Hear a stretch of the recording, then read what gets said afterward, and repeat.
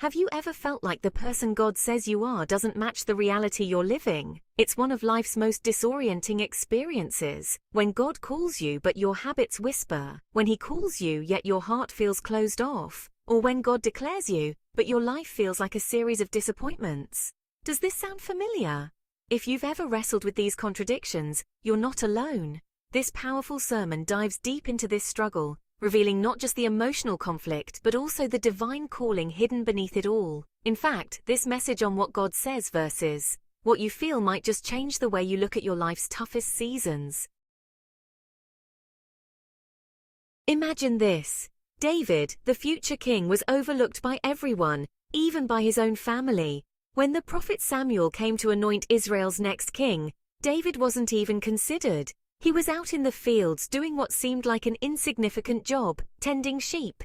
But here's the twist. The oil didn't move in Samuel's flask until David appeared. David didn't chase after the crown chased after him. This is the first truth you need to hold on to. God's call over your life doesn't depend on your circumstances, your recognition, or your current position. The anointing on David's life was already real, even though no one could see it. This is a powerful message for anyone who feels unseen, unimportant, or unnoticed. You might not have the recognition or opportunities others have, but God's calling is already active in your life, waiting for the right moment to be revealed. Let's go deeper into David's journey, especially when David ends up in a cave, running not from a giant but from a king. The king, Saul, was supposed to hand over the crown, but instead, he was chasing David, determined to keep the throne for himself. David's life is a reminder that sometimes we're running from something we were never meant to face alone.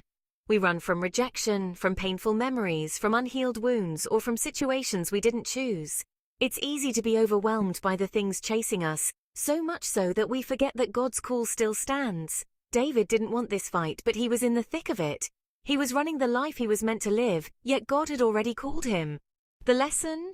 Sometimes life doesn't look the way we expect it to, but that doesn't mean God isn't still working. The oil of destiny in your life. David's anointing with oil wasn't just a ritual, it was a sign of his destiny. The oil poured over him, ran down his head and down his body. In biblical times, oil wasn't just for anointing, it was a declaration of purpose. When God calls you, the oil of destiny isn't just for the high points, it's for the valleys, the caves, and the moments you feel defeated. Let's point out that David in his darkest hours was still anointed. God didn't promise that David's path would be smooth. He promised that David would be chosen even in the most challenging circumstances. This is your invitation today. Don't let the caves of life convince you that you're not who God says you are. The same oil that anointed you for greatness is still upon you, even if your reality doesn't reflect it yet.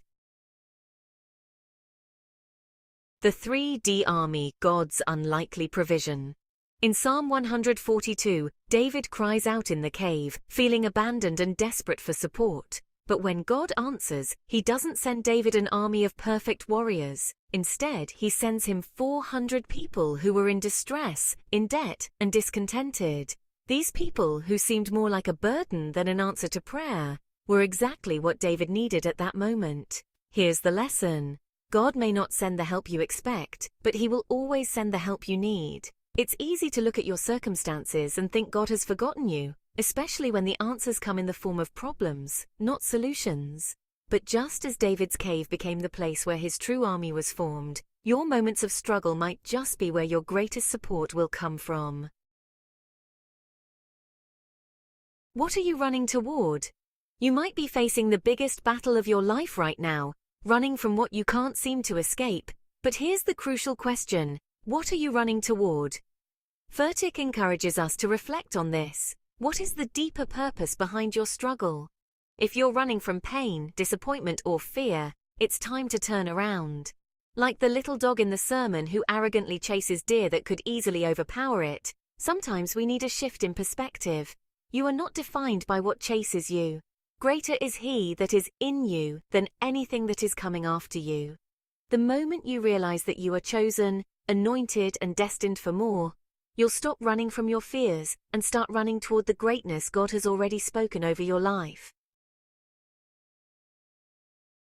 A call to action. Embrace your anointing. So where do you go from here? Embrace your anointing, even in the caves, even in the chaos, even in the places that feel the most confusing.